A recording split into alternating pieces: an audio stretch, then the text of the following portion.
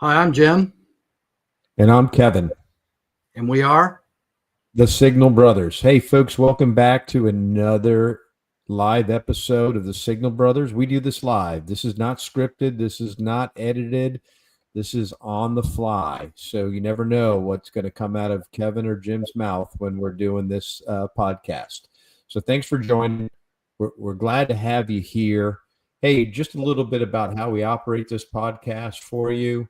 Hey, everything that you hear us say on this podcast, this is our thoughts only, doesn't reflect any thoughts of our family or our employers.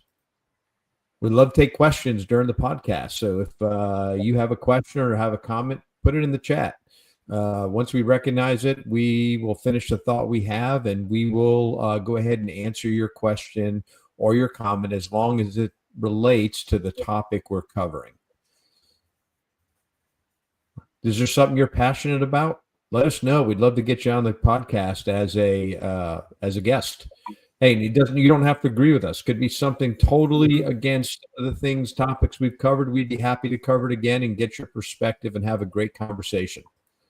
And if you don't want to be on the podcast, but you have an idea for a subject for us to cover, go ahead and put it in the chat and let us know, and we'll be happy to do some research and cover it. So without any further ado, today's podcast is all about the elections and everything that goes into the elections. So, Jim, I'm going to turn it over to you and let you kick us off on this. All right. Thank you, Kevin. Hey, one of our strongest values in our democracy, our republic, is the right to vote. And basically, it gives us, the people, me, you, Kevin, like everybody watching, the chance to interact with our government, the chance to make our voices heard. And voting goes back as far as our republic does. I mean, the very first presidential election, of course, in 1789. And, it started out with, only white male landowners could vote. The idea behind that being, you're invested in the government, you're invested in what's going on. And over the years, in the 14th and 15th Amendment, the 19th Amendment, those allowed black folks and women to vote, all the way up through the Native Americans, the 23rd, 24th Amendment, the Voting Rights Act. It keeps changing. It's an evolving, it's a growing concept. The states have a few things here and there that are different between them, but we're stick with the federal stuff. It's the backbone of our country. It is one of the most major ways for you to be heard, for you to be involved in the government, for you to be involved in the electoral process. And it's one of our largest contributions as an everyday citizen. We do have a comment.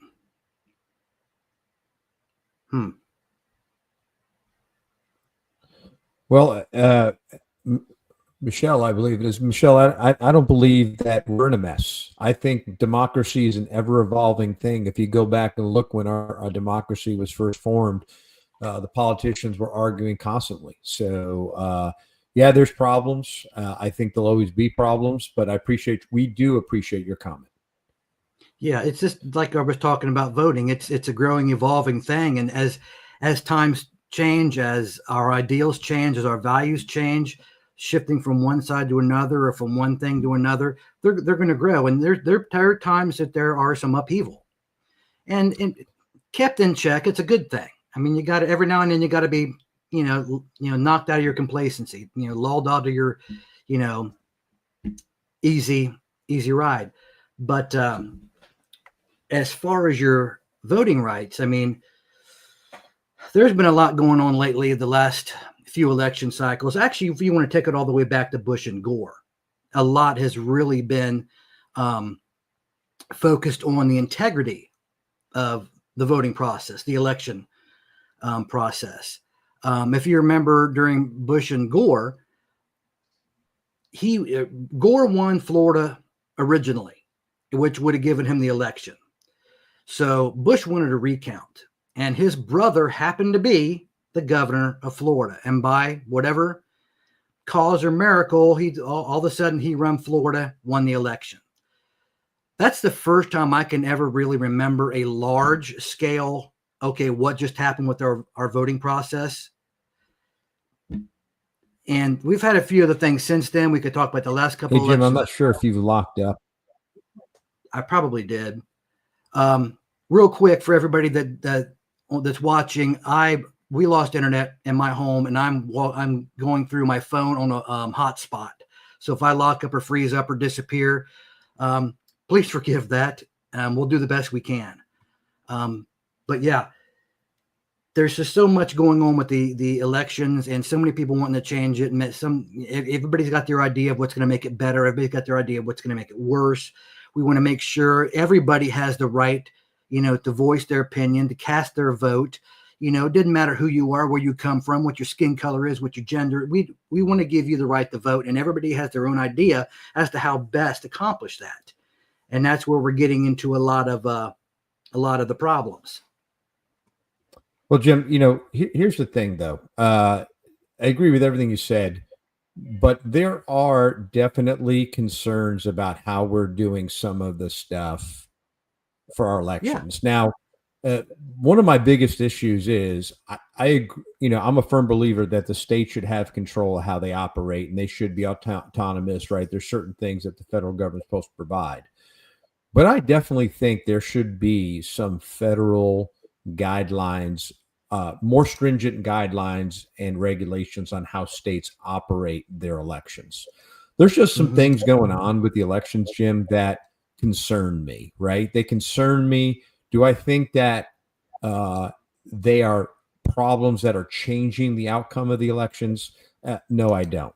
But I'll tell you, 2 years ago, Jim, I got involved and became an election official because President Trump said that the elections were rigged when he lost against Biden. So it caused me to get involved. Now, I'm involved where I live in the county I live, and it doesn't mean just because the county where I operate, and they do, by the way, they do a phenomenal job. Stafford County, I went in very skeptical, Jim, and I'm just going to tell you, Stafford County in Virginia has got it on lockdown.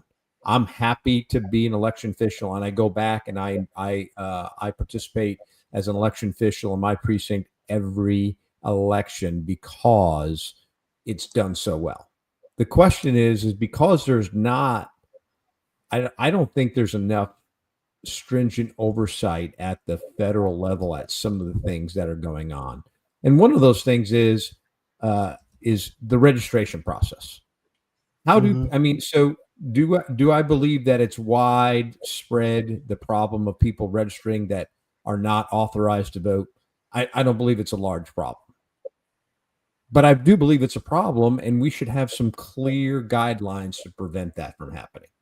In Virginia, you can register to vote, right? When you go to get your driver's license, you can also register to vote.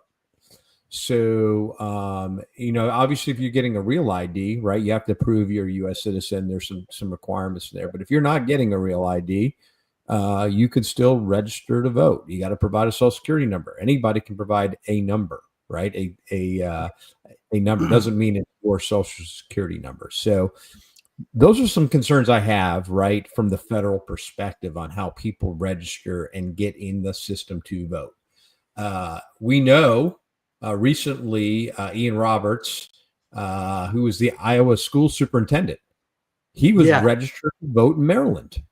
He was and so I'm not knocking Maryland, right? I think there are anomalies that do happen. I'm not saying that there's a complete problem in how Maryland does business, but that's proof that there need to be better controls of who gets on the voter rolls. Yeah, it's I was going to bring that up myself because he even had a social security number. He was registered to vote, had a driver's license. I mean, it's incredible. But it's not just who's getting registered, which is a problem, can be a problem. It's also the way that they're doing voting, all the mail-in ballots that they started doing a few years ago. I mean, how regulated is that? And I mean, how many times and you hear all kind of horror stories. Some are true, some aren't, I'm sure. But then you have other people. You wonder their frame of mind. Like who was that a few years ago that failed governor for candidate Stacey Abrams? She even said, we need to win this election. We need to win it even if we have to cheat. Okay, that mindset's dangerous. Now, could she really affect anything? Probably not, but that the mindset is there.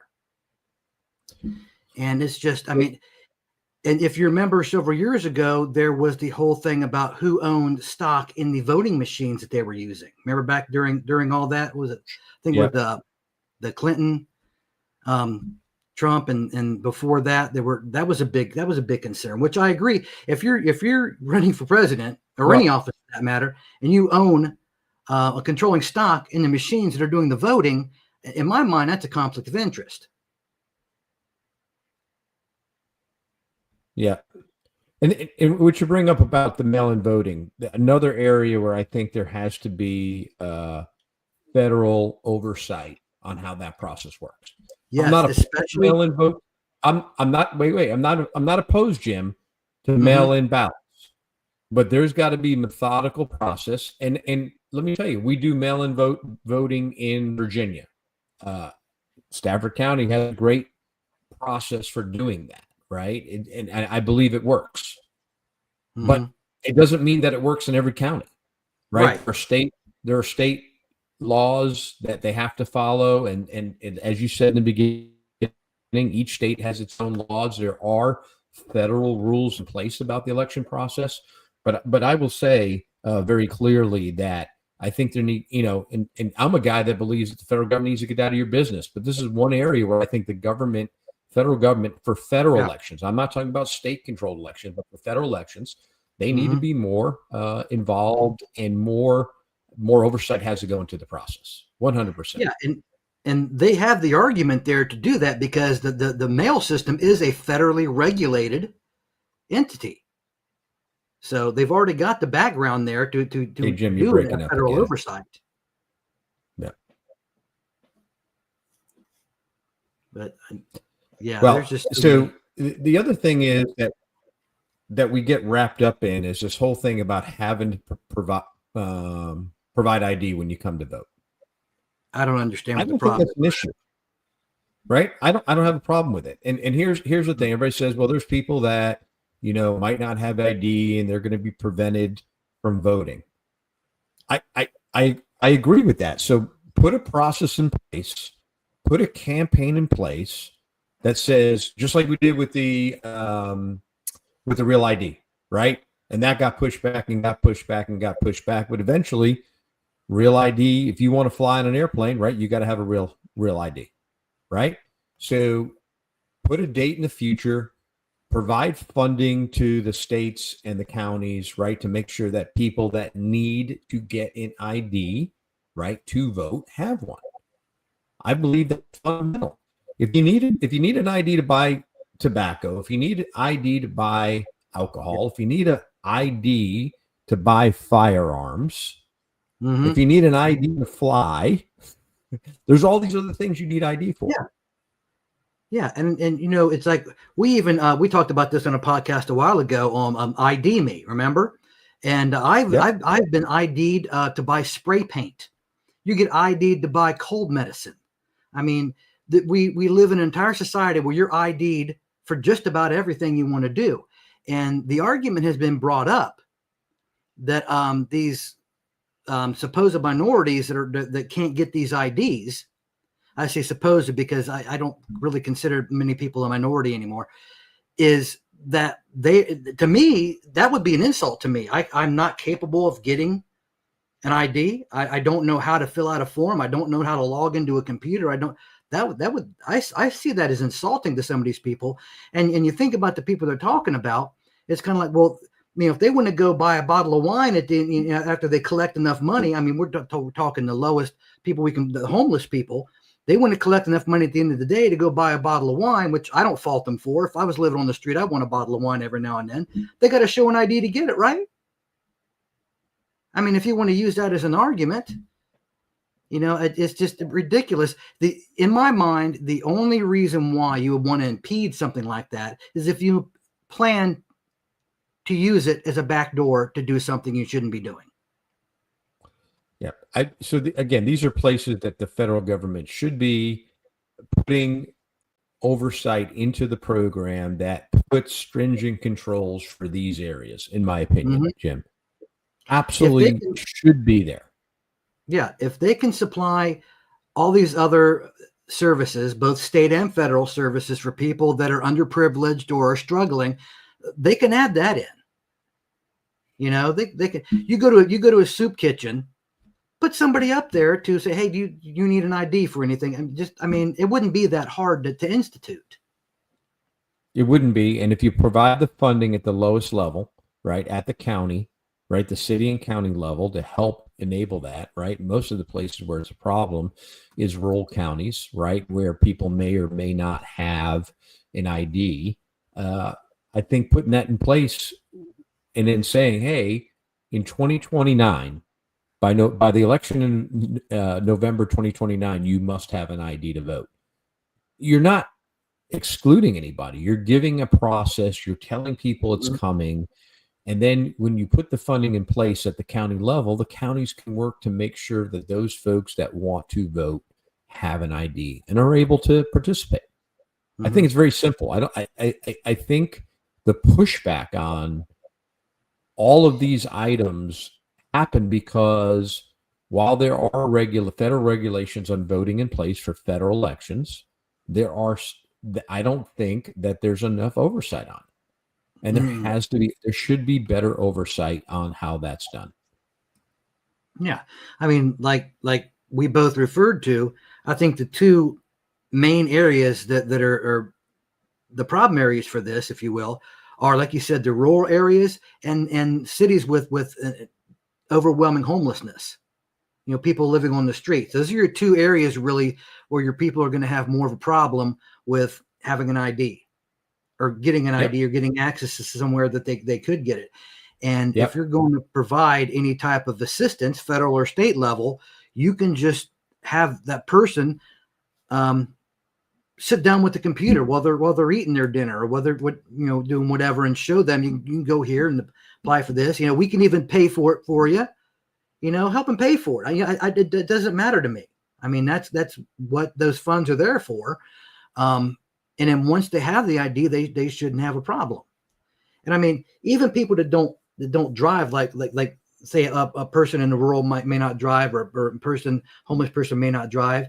You know, you can still get a state ID issued by normally the DMV. It's still a regulated valid ID for identification purposes for any of the same thing as a driver's license would be. So you don't have to worry about a driver's license. You know, my mom never drove, but she always had a state ID. Well, like I said earlier, I'm an election official here in Stafford County, and I'll tell you that we are pretty liberal on the ID you can show. You can show your voter registration card. You can show your utility bill. You can show, there's a lot of things you can show.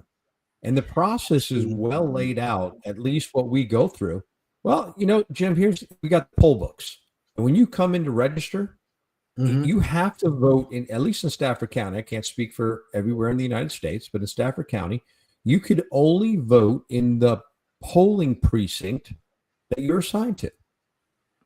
The poll books are set up, even though they're tablets, they're not connected to the internet, and we check everybody in.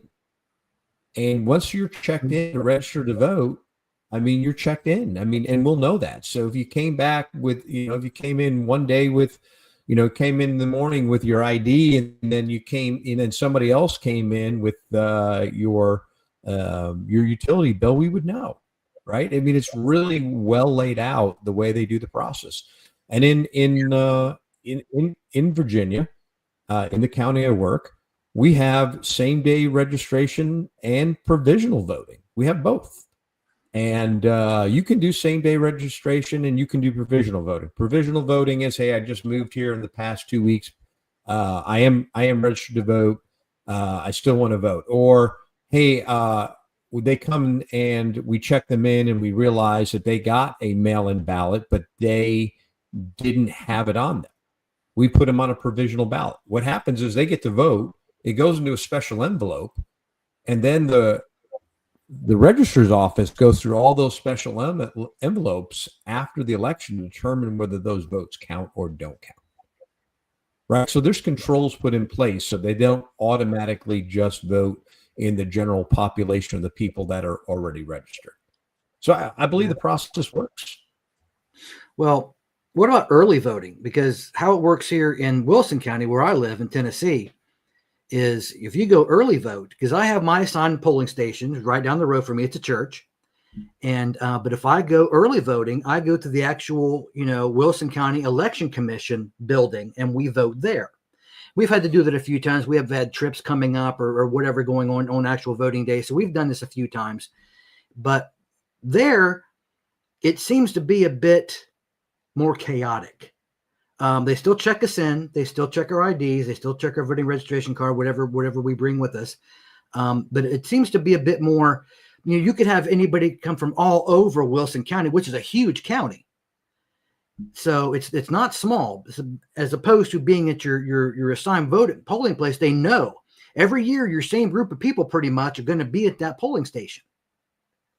So I mean, it could be done. It could be cheated a little easier. It's not going to be the easiest thing in the world. Don't get me wrong, but you've got a lot more people flowing through in early voting, and some of these things that they were talking about early on, getting rid of to control, the wayward voting, the election, cheating on the elections and all that, was to get rid of early voting. It's all going to be same day voting. Mail-in voting is going to go away. Absentee voting is going to go away. I know these are thrown around. Nothing's ever been said, but they've been thrown around as ideas. I don't think you're going to be able to do it, but there is something to be said about how much control you have on early voting against, voting on election day at your polling place. I don't see a problem with early voting, because it's being, just like in your county, it's being done at the election commission. Same Stafford County, right? It's being done right there in where the county where the register works out of, and so guess what? You show for early voting and you vote. You show up on the election day. We're going to see it in the poll book that you already voted. Mm-hmm. So it's really, Jim, I believe that counties, and I believe a majority of the counties in the United States, are following rigorous programs, just like in Stafford County, probably like in your county, Wilson County, are following rigorous methodologies and making sure that the elections are not rigged, have measures and controls in place. Mm-hmm. I just believe that it's just like churches. There are people that work at polling stations that have an agenda, and they try to bring their agenda in and don't follow processes. That's what I believe the problem is. It's the individuals. But I will tell you, the control put in place to ensure that, like, even when we handle the ballots, right, at the end of the night, when we take the ballots out of the ballot machine, right, we're all doing it together.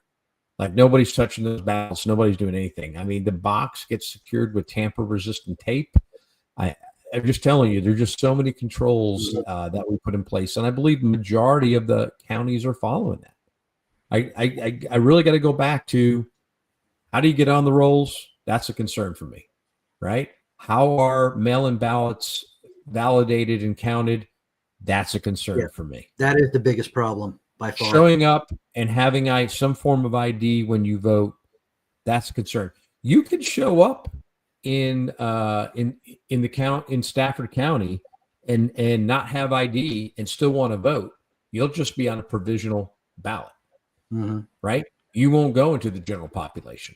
You have to sign an affidavit about who you are, but you'll go in a provisional ballot. You'll vote provisionally in an envelope. So those are the things I think that we need to get better control of, and I think it would give people peace of mind, and we don't have to question, right? Was it rigged? Mm-hmm. I don't know, Jim. I think it's pretty simple. Yeah, but there's the idea is, was there enough, cheating or whatever you want to call it done to actually affect the outcome of the election? In most cases, I would say no. But there's still two elections that just stand out in my mind that I will always question. Bush Gore and Trump Biden. I will always question those. I don't believe either of those went correctly. I believe that, again, what I talked about Bush Gore a minute ago is, he had his brother, the state his brother was governor of, recount, and he miraculously won after that. There's something shady there. And, Trump Biden, there's no way that man did no campaigning and got more votes than any presidential candidate in U.S. history. There's no way. I don't believe in the integrity of either of those two elections. I'm going to disagree with you. I believe in Florida for Bush Gore that the process was followed. I believe the scrutiny that went into that election to the recount, they were under a microscope, Jim, because like you said, it was one of the first times it was really under the microscope. And so I think he was so far under the microscope, even though his brother was governor, his brother wasn't the one overseeing the recounting being done, right? He wasn't on the ground doing that. That was being done across the counties. So I would disagree with you on that. And then on Trump, Biden, I think it's just simple that a lot of people like myself were disenfranchised with some of the crazy stuff he was saying and doing, talking about Trump at the time. Mm-hmm. And I know who you were talking about. We just chose not to vote for him. I didn't vote for Biden, but I didn't vote for Trump either. I voted for the Libertarian Party.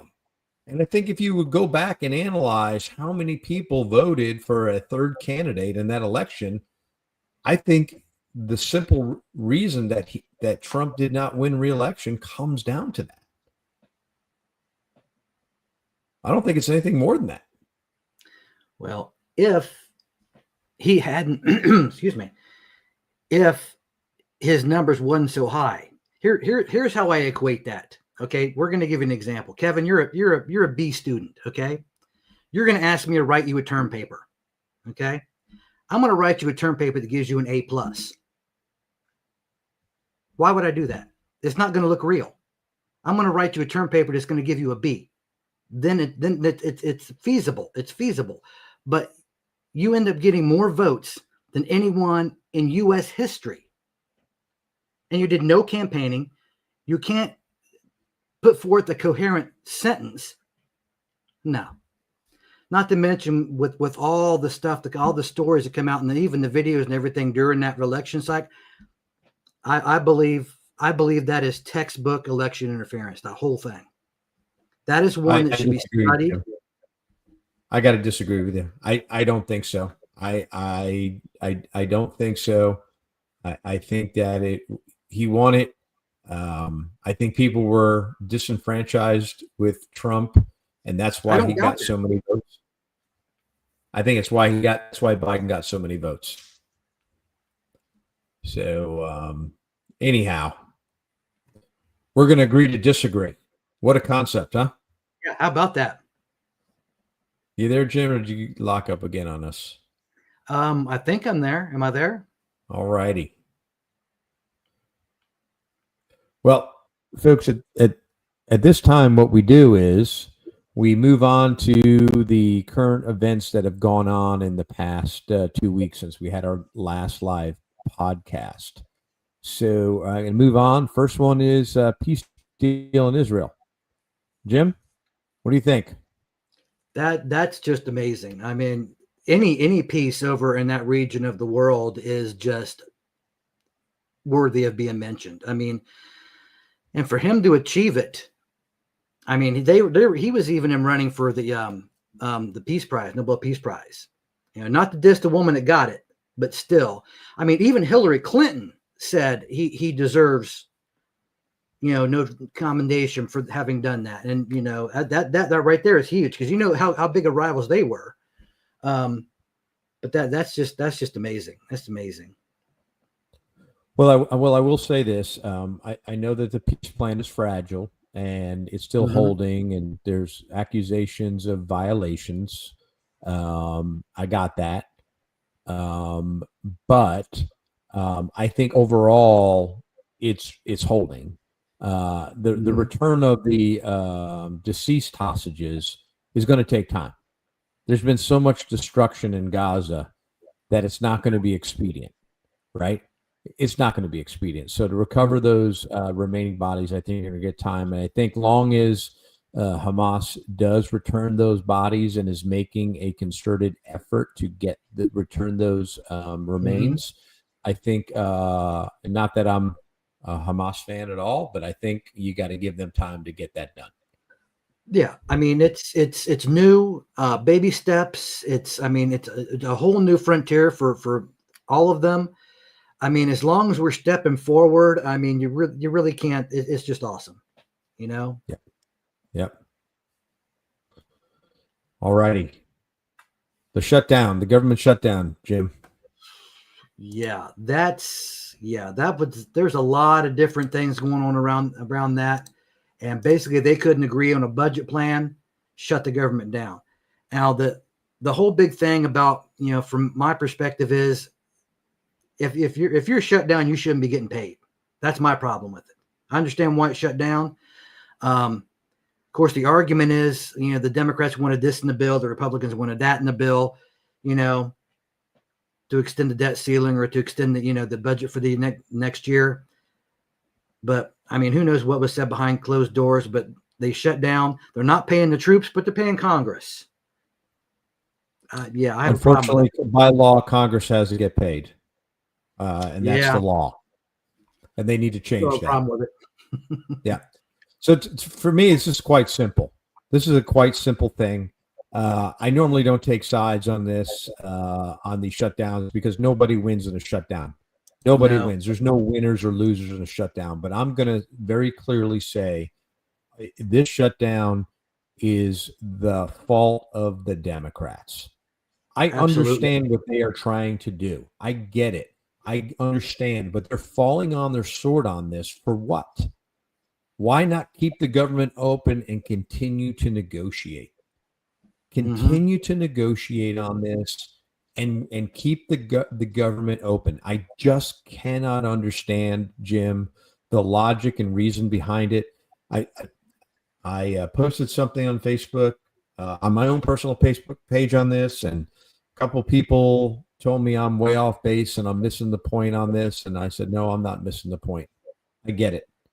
I think if you peel the onion back on this, and if you look, you're going to find out that a lot of the things that the Democrats are falling their sword on is nonsense to shut the government down. Yeah. Now, if we got to the end of the year and there was zero negotiations on the things that were important to them, I think we talked about this 2 weeks ago. Then perhaps, right? Then you fall on your sword. But you're just falling on your sword and not giving time for negotiations to happen. I cannot understand it. I disagree. I disagree that people are not getting paid. And at the end of the day, while government people are going to get back pay, there are contractors that are not going to get pay, right? That support the government. Matter of fact, the company I work for, that contract runs out of money tomorrow, in 2 days. In 2 days, and the government shut down. So guess what's going to happen? Yeah, those contractors are going to go home. They're not going to get paid until the government opens up, and they are not going to get back pay. So it's interesting, and so I don't think anybody wins on this. I think this is a complete, utter failure of our government to negotiate.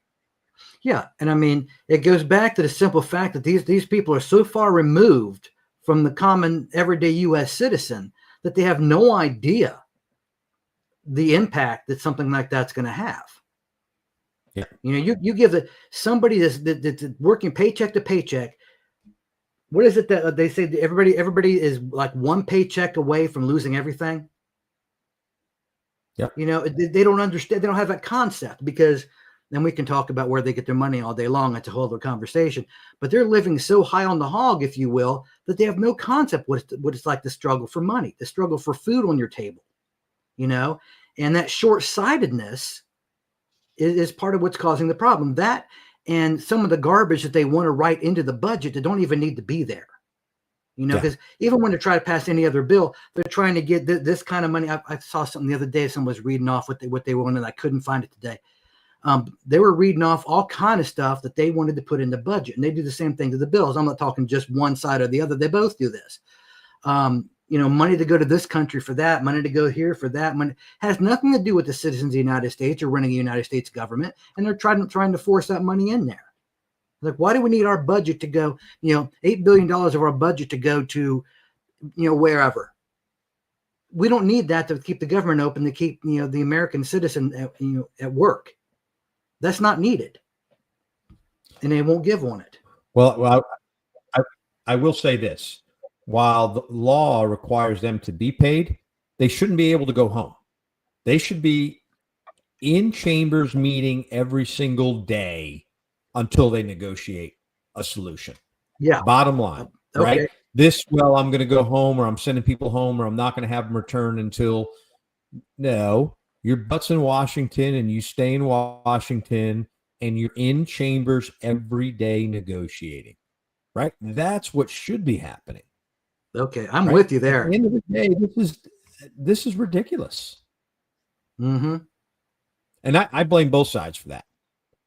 The Republicans are just as guilty on this. They should be in chambers negotiating every day, not just a few. Yeah. All of them. Yeah. That goes back to their whole mentality anyway. I mean, you're a congressperson. You can not show up to vote because you don't feel like it, or you don't want your voice recorded. You can show up and vote president instead of voting on the issue. I mean, if you're getting paid to do that job, by God, you should be doing that job. That's why you're there. We've lost whole sense of. And since you are getting paid, your butt should be in chambers negotiating. 100%, Jim. 100%. Yep. All right, Jim. On to the next topic. No King's Day. Yesterday was protests all across the United States, which we agree on wholeheartedly that they have the right to do. And most of I have not really heard of any severe violence. I have not heard of any big issues that's gone on with it. It's just peaceful protesting. I mean, I don't agree with the basis on it. To me, it makes no sense. The fact that you're able to protest right there proves we don't have a king. Not to 100%. Not to mention some of the authoritarian stuff that the last administration did, they didn't have a problem with. You can't have a gathering of 5 or 10 people. And if you did, your neighbor is encouraged to turn you in. They were arguing even about putting a vaccine notice on your passport, whether you could travel or not. And I mean, you wouldn't allow to see your family in the hospital. Really? They didn't have a problem with any of that. Get the jab or lose your job? No problem with that. But they have a problem with whatever they think, this administration is doing that makes him a king. I don't understand. Have the right to do it. So, and it was peaceful. So, we're good there. Yeah. There's double standards on both sides of the aisle, Jim. Double standards on both sides. It's amazing how each side forgets what the other side stands for. They controlled speech. Not only did they control whether you get the injection, they were controlling speech.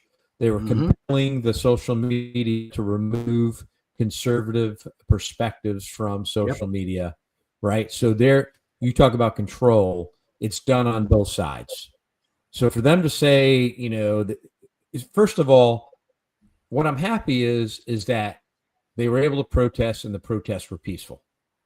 That I'm happy for, right? Because that's what we need is peaceful protesting. That's what this country is founded on. And I'm glad that they were able to protest. Doesn't matter whether I agree or disagree. I don't think, by all means, I don't see anything from my personal perspective that I think that the Trump administration's doing that people think that we are at a tipping point where we're going to lose our country. I just don't see it. I don't understand that. We do have another comment. Yes. And we agree, Michelle, we agree. Unfortunately, I went and researched this, and by law, they have to be paid even during a shutdown. So unless they change the law, they have to be paid, which I know is completely ironic, but they need to vote to change that law. And I don't think that they will, unfortunately. But that's a great comment, Michelle. Mm-hmm. And I agree with her wholeheartedly. But all right, there's next big controversial item last week's.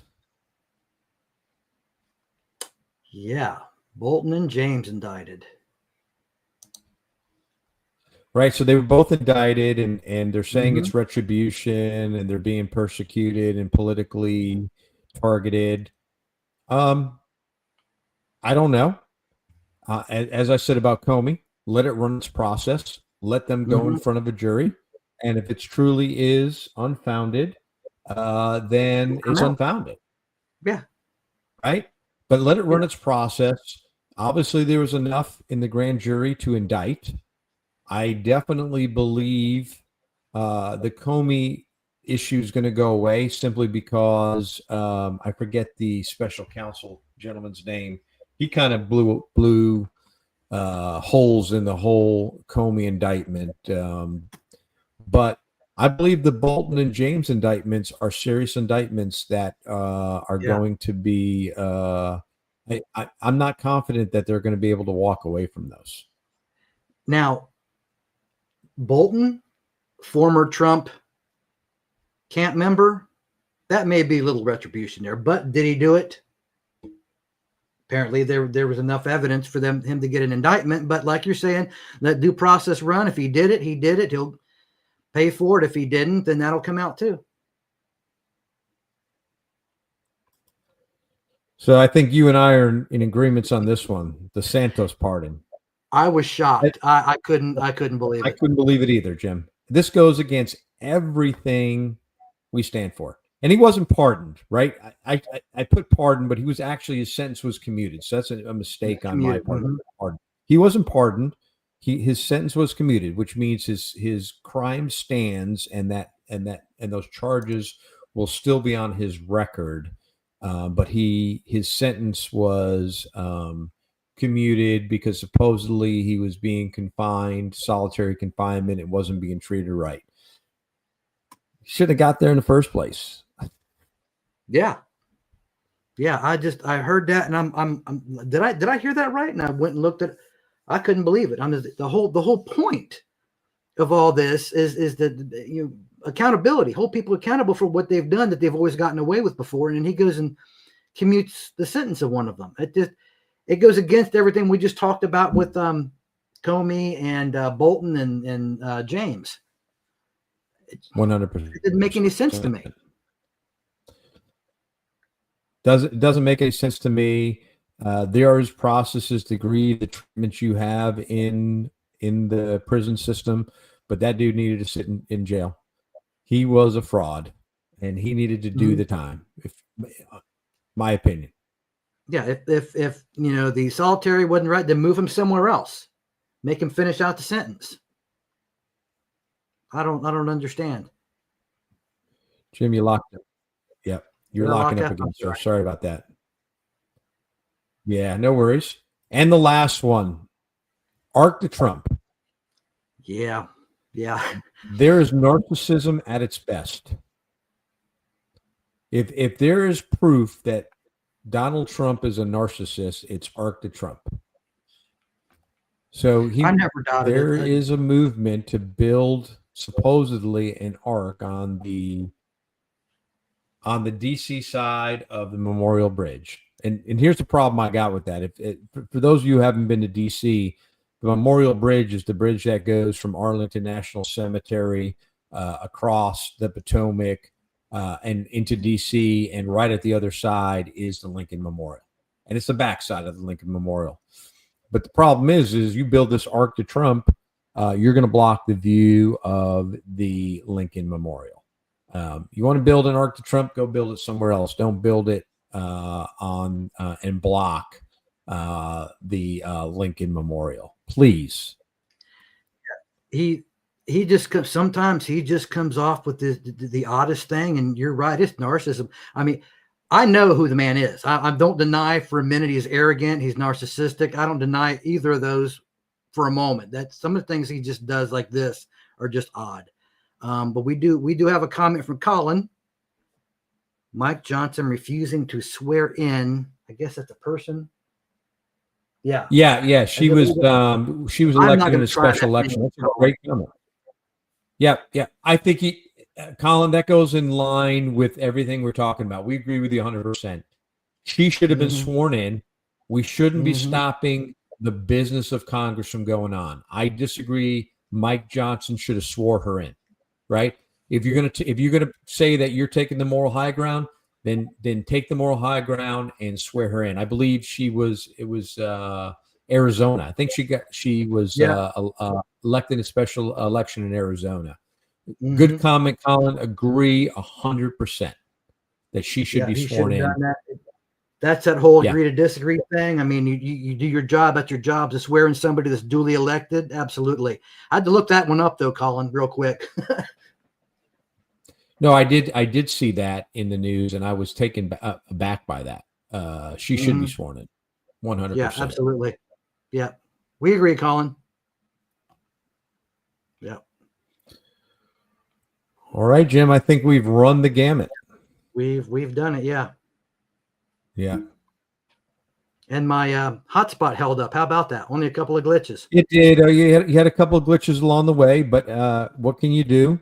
You haven't had internet since 2 a.m. this morning. So pretty good job of making it work. 2 weeks ago, I was going to go to an island, Tangier Island, in the middle of the Chesapeake, and I didn't go because I didn't think that the internet was going to be good enough for us to do the podcast. So I chose to stay home and not do the podcast from Tangier Island because of these type of things. So, but obviously, this is no fault of your own.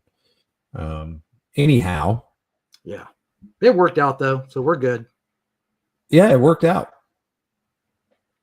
Well, we've run the gamut, Jim, and I think we've covered everything.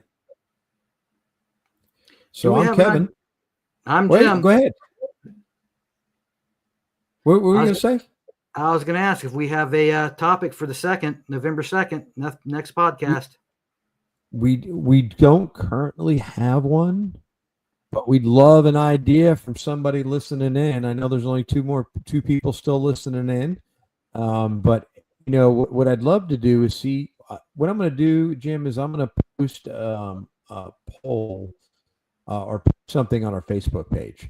And what I'd love if our listeners would chime up with some ideas of things they want us to cover. Okay. Right. And if we're covering the things we think we're covering the things that we think they want to hear about. And perhaps we should hear from our listeners and tell us what they want to hear about. So I'll go ahead and put them on the Facebook page. If we don't get anything by Friday of this coming Friday, then you and I'll powwow. We'll come up with a subject and we'll post it out there so people know what it is. How's that sound? All right. We got more amendments to cover anyway, so we can always go and cover more amendments. Absolutely. Absolutely. All righty. Well, I'm Kevin. I'm Jim. And we are the Signal Brothers. Have a good one, folks. Thanks for watching. Thanks, folks.